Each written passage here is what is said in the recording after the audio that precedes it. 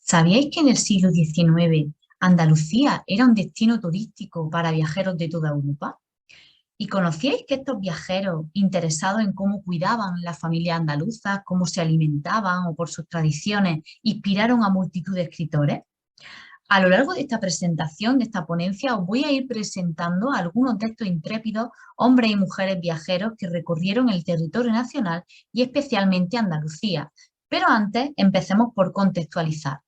Nos situamos en la Europa del siglo XIX, una Europa en proceso de transición de una racionalidad ilustrada a una romántica. ¿Qué cambios fueron palpables? Pues bien, la Ilustración fue un movimiento cultural e intelectual fundamentalmente europeo que nació a finales del siglo XVII y se mantuvo hasta la primera mitad del siglo XIX.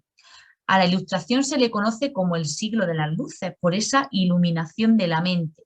Y esto nos va a acercar a comprender en qué preceptos se apoyaban los ilustrados. Básicamente, los ilustrados se rebelaron ante las estructuras del antiguo régimen, principalmente frente al fanatismo religioso. Los ilustrados eran intelectuales que estaban fundamentalmente ligados a la nobleza o pertenecían a las clases altas de la sociedad.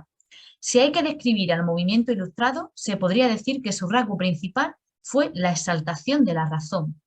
Pues frente a la sobriedad, a la homogeneización, a la racionalización, hubo personas que supieron poner en valor lo imaginario y lo local y las nuevas formas de conocimiento alternativo. Nació lo que se conoce como el romanticismo, un movimiento cultural que surgió en el siglo XVIII, pero que tuvo su periodo de auge en la segunda mitad del siglo XIX. Los románticos representaban la reacción contra esa sobrevaloración de la razón. Por eso mismo se diferencia de los ilustrados por su carácter subjetivo e individualista. Precisamente por ese individualismo y ese interés por lo popular, el viajar para el romántico era una experiencia para el alma, algo que le enriquecía y le llenaba de experiencia. Y me podéis preguntar, pero bueno, ¿es que los ilustrados no viajaban? Claro que sí viajaban, pero había, digamos, diferencias primordiales entre ambas formas de viajar, que se puede resumir en tres conceptos básicos. Para los viajeros románticos, el paisaje dejó de percibirse como un mero soporte para la actividad agraria y digamos que lo consideraron también como algo que tenía valor por sí mismo. La nueva percepción de la naturaleza conmovía el alma del romántico y particularmente lo que ellos llamaban la naturaleza torturada, la que los románticos podían calificar de terrible y horriblemente, horrorosamente bella. Era la que golpeaba su espíritu con más fuerza, esos paisajes que estaban poco industrializados, los más salvajes y los más exóticos. El interés por lo exótico fue algo que también cambió. Digamos que en siglos anteriores Oriente había ejercido ya atracción sobre algunos viajeros y sobre el viajero ilustrado, pero el fenómeno que cambió fue la forma de acercarse a lo exótico, ya que los viajeros, más que comerciantes con el romanticismo, lo que hicieron fue convertirse en aventureros y literatos. Plasmaban su aventura en sus cuadernos de viaje, ya no buscaban la riqueza y los beneficios materiales, sino que lo que buscaban era plasmar lo que ellos vivían, sus propias vivencias a través de ese arte, de la literatura, ¿no? Y por último, revalorizar el pasado. El pasado será, al contrario de lo que opinaban los ilustrados, una continua referencia en los relatos de viaje del siglo XIX, ya que los viajeros románticos veían en la Edad Media una época en la que el hombre no se hallaba aún contaminado por los apetitos burgueses de la era a los que a ellos le había tocado vivir. El interés por lo exótico y por lo popular no es algo exclusivo del siglo XIX. Lo particular, digamos, de este siglo fue que esa atención se focalizó en la burguesía, que había percibido esa ruptura de la sociedad tradicional. Se estaba gestando un gran cambio social y la tensión que esto provocaba en algunos estratos sociales no era ficticia. Se encontraban entre la idea del progreso y el desarraigo propio del romanticismo. De esa curiosidad y del empeño por la otredad, los románticos reformularon el Gran Tour. ¿Y qué fue el Gran Tour? Pues bien, el Gran Tour fue un itinerario de viaje por Europa que realizaban fundamentalmente los jóvenes aristócratas. Se podría decir que este itinerario tuvo como dos etapas muy bien diferenciadas, que están muy relacionados con ese cambio de contexto histórico, ¿no?, de lo ilustrado a el romanticismo. La primera parte que se desarrolla durante los siglos XV hasta más o menos el siglo XVIII se podía considerar el Gran Tour como lo que hoy conocemos el Erasmus. Digamos que los jóvenes iban acompañados de un tutor que se aseguraba de que el viajero estaba aprendiendo y estaba buscando ese conocimiento. Visitaban escuelas y universidades. Generalmente estos viajeros eran ingleses y el país que más visitaban era Italia. Con la llegada del romanticismo, el Gran Tour se reformuló. Los románticos ya no viajaban para formarse, sino para la búsqueda de uno mismo y para experimentar nuevas emociones. Viajar en busca de lo exótico. En esta segunda etapa, los viajeros procedían fundamentalmente de Estados Unidos, de Francia y de Reino Unido. Y a Italia se le sumaron otros destinos como era Grecia, Suiza, Alemania, Turquía y, para el caso que nos interesa, España. España, hasta bien entrado el siglo XIX, era el país discordante de Europa. Se encontraba en franca decadencia, pero fue precisamente por la valoración del exotismo lo que hizo que España se convirtiera en uno de los principales destinos de los viajeros románticos. La imagen que los viajeros tenían de España era una imagen literaria. Buscaban en España ese exotismo, el vivir siendo español, el vivir en carne propia cómo era ser español. Atribuyeron a la península características propias de un reino de lejano oriente, un país casi mágico, un país que estaba rodeado por esos tipos españoles que podían ir desde los bandoleros hasta los gitanos. Pero había una región que captó particularmente el interés de esos viajeros, y estoy hablando de Andalucía, el sur del sur, por su mezcla árabe, por sus tradiciones, por la gente tan peculiar.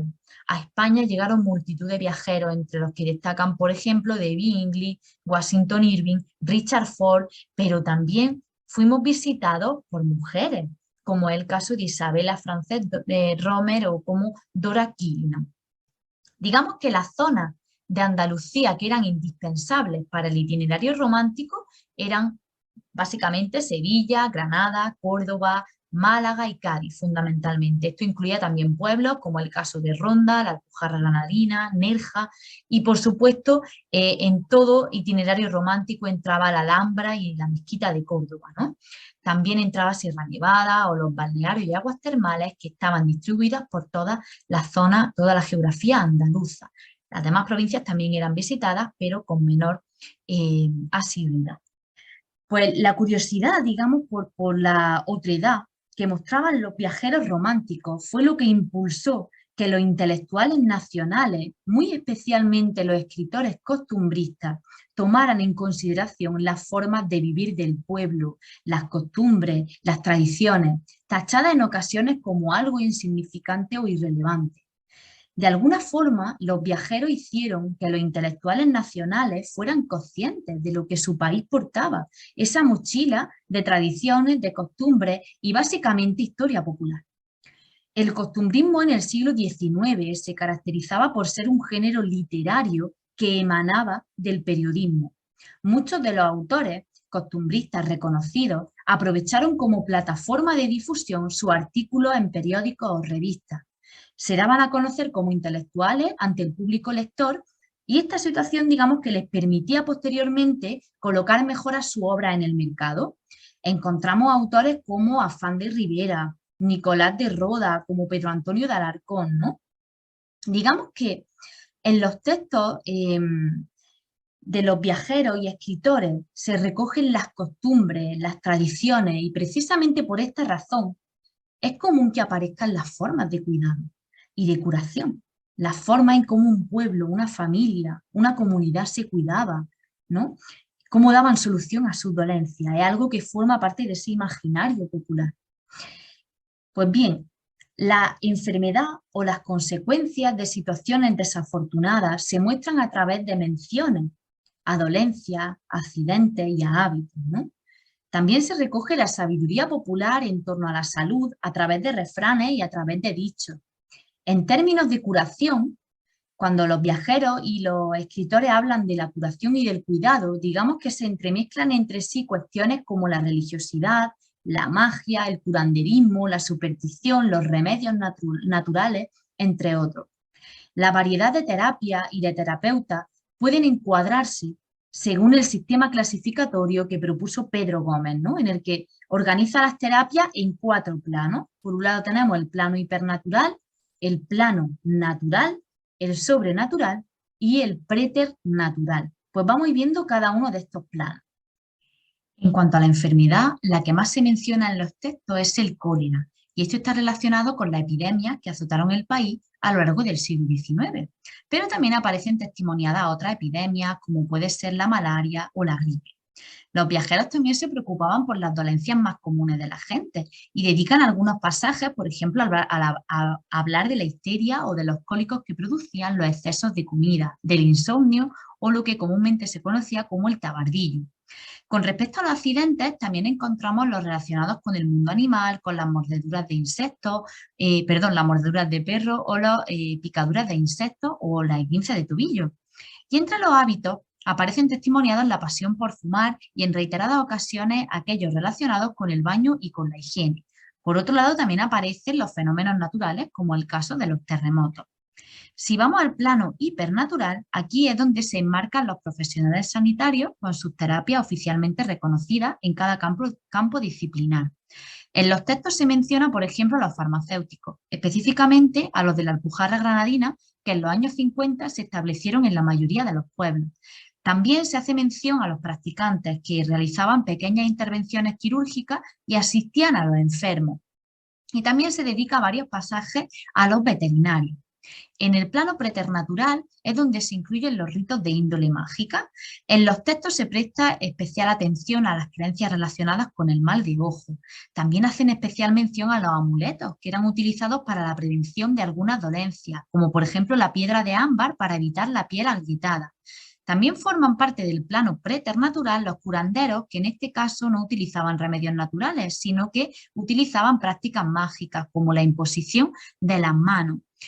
Por otro lado, en el plano sobrenatural, digamos que se enmarcan aquellos elementos de tipo religioso. En este caso es común que se refieran a los ritos propiciatorios y protectores. Por ejemplo, en reiteradas ocasiones se mencionan los ritos relacionados con la noche de San Juan, como es, por ejemplo, lavarse la cara con agua de la fuente. Se mencionan escapularios, estampas, reliquias que son utilizadas para la prevención de algunas dolencias, como los rosarios que se le pone a las embarazadas cuando están dando a luz para protegerla a ella y al bebé.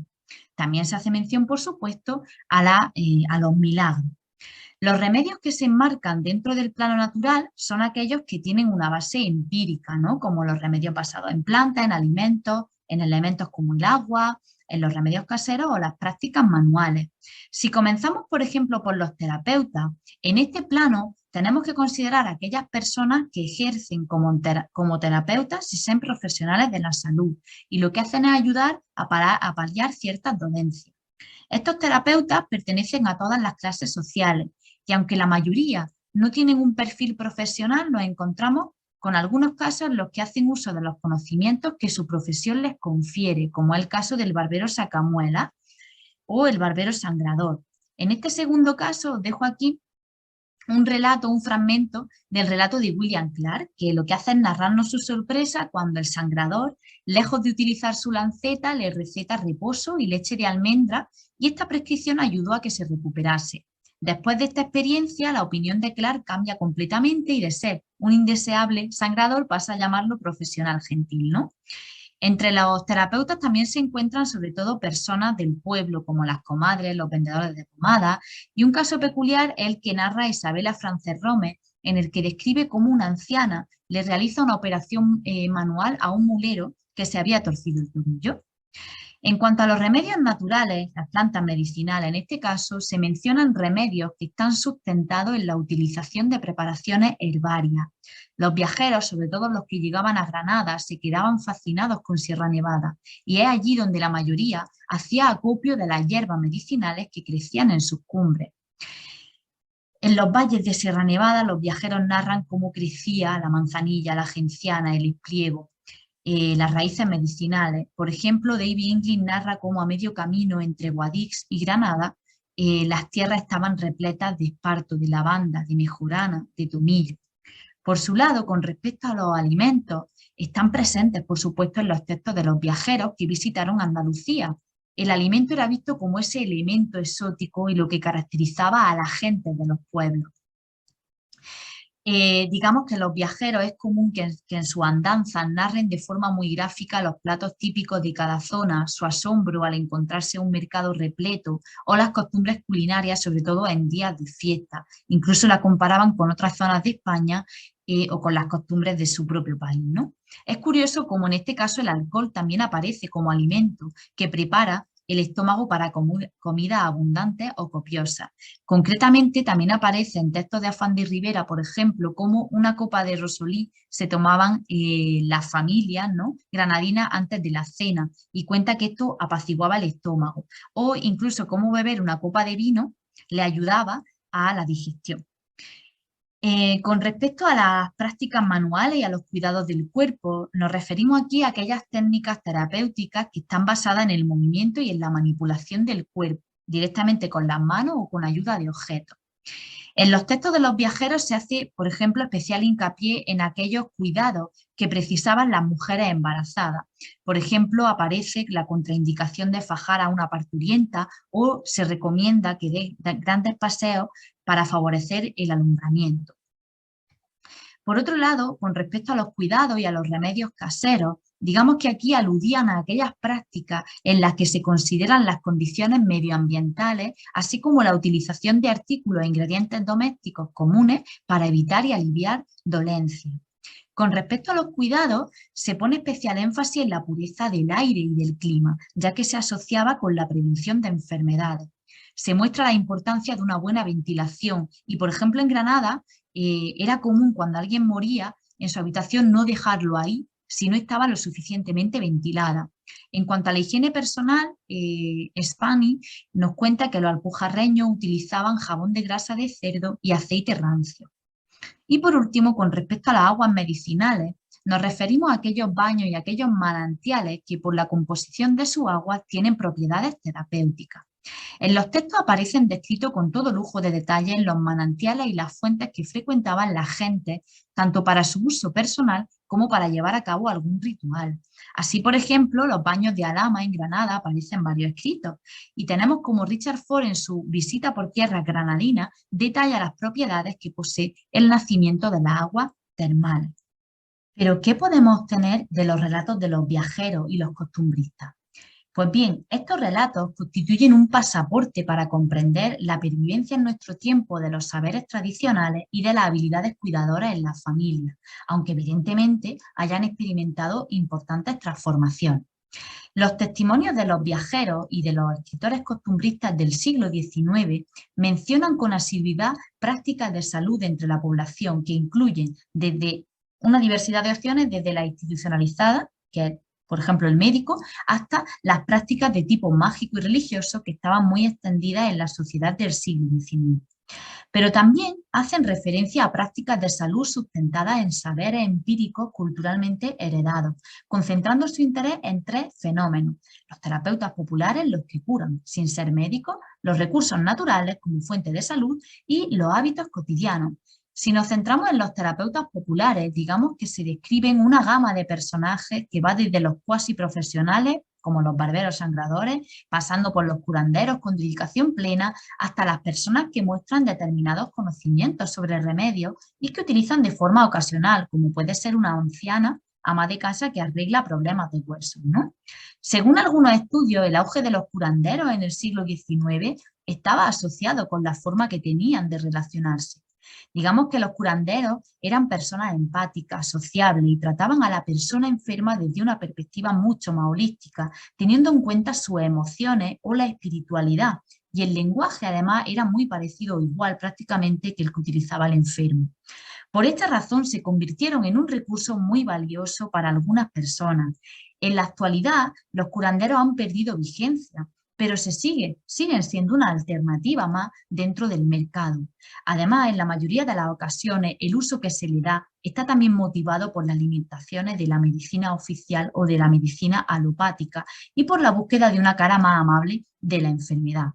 Los curanderos en ocasiones recurrían a remedios para paliar algunos síntomas. En la actualidad, por ejemplo, esa leche de almendra que le prescribieron al viajero romántico se puede encontrar en cualquier centro comercial o en cualquier herbolario, ¿no? Es decir, gran parte de las competencias que tenían antes estas personas han sido engullidas por el mercado, han entrado en la rueda del consumo como parte de la nueva visión de la sociedad. En cuanto a los recursos naturales, desde los orígenes, digamos que se ha tomado de la naturaleza cuanto hemos necesitado para vivir. Nos ha proporcionado plantas para utilizarla como remedios caseros, frutos, alimentos, raíces, etcétera. Andalucía especialmente posee un valioso patrimonio natural que pasa por ser uno de los más importantes de Europa.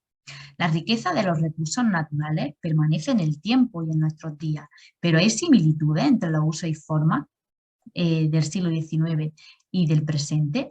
Lo cierto es que actualmente en el presente encontramos signos de una vuelta a lo natural que está originada, entre otras, por el escepticismo hacia la medicina alopática o por la búsqueda de esa belleza y otras alternativas más sustentadas en lo natural. El uso de plantas es hoy una alternativa más, es más una opción que podemos encontrar en cualquier herbolario, en cualquier farmacia o en cualquier centro comercial. Ha vuelto el interés por estos recursos, eso sí, adaptado al contexto cultural de nuestros días. Digamos que evidentemente ese rito de recogida, de conservación, de preparación del remedio ha sido sustituida por esa bolsita de infusión. Llama también la atención cómo los viajeros románticos destacan plantas como la manzanilla, la genciana, la lavanda, plantas que hoy día todavía seguimos utilizando y plantas que hoy día todavía conocemos. Es decir, llama la atención cómo 2 siglos después seguimos utilizando las mismas plantas que narraban los viajeros en sus escritos. Por otro lado, el abandono de los balnearios o de los manantiales surgió a finales del siglo XIX, cuando la red de suministro de agua pasó al ámbito privado, ¿no? El carácter medicinal con el que visitaban esta agua ha sido sustituido por el lúdico. Digamos que algunos balnearios y algunos manantiales hoy día todavía siguen activos, pero ya es para un uso recreativo. Aunque como algunos estudios apuntan, esto también forma parte del cuidado de sí, solo que con una visión más adaptada al tiempo presente. Con respecto a la descripción de los hábitos, es donde más claro está esta transferencia. Pues muchas de estas prácticas todavía hoy se siguen realizando en nuestro presente. A nadie se le ocurriría hoy día fajar a una parturienta, ¿verdad? Incluso la dieta blanda y la de fácil digestión que narran los escritores costumbristas para las embarazadas todavía hoy se siguen perviviendo, ¿no? Pues bien, con los relatos de los románticos, de estos viajeros y de los escritores, queda patente cómo muchas de estas prácticas encuentran su sitio también en nuestra cotidianidad. El progreso, por tanto, más que verse como algo lineal, tiene que verse como algo en espiral, donde lo de otro tiempo puede regresar de una forma renovada y adaptada a las características de esta sociedad tan cambiante. Es lo que Maffesoli llamaba ese romanticismo posmoderno. Y quiero terminar con una reflexión y puesto que la temática principal versa sobre ese intercambio cultural, quisiera lanzar algunas ideas que creo que pueden ser interesantes para debatir. El Gran Tour sentó las bases de lo que hoy conocemos como ese turismo de experiencia. Hoy día viajamos para escapar de nuestra cotidianidad, para vivir experiencias nuevas, para vivir emociones y sensaciones nuevas, novedosas, ¿no? ¿Acaso no es eso lo que buscaban los viajeros románticos? Ese conocer el exotismo. De hecho, los viajeros románticos en ocasiones eran tachados de curiosos e impertinentes, ¿no? ¿El viajero incorporaba esas costumbres que había escrito y que había vivido a su vida cotidiana? ¿O viajaba a su país y volvía a sus costumbres? ¿O era lo otro y los otros un objeto de consumo? ¿Había intercambio cultural o era mercadeo de lo local? Pues bien, termino con esta reflexión que espero que podamos debatir en la sesión en directo y nos vemos el día 19 de abril, martes, en Cogital. Muchas gracias.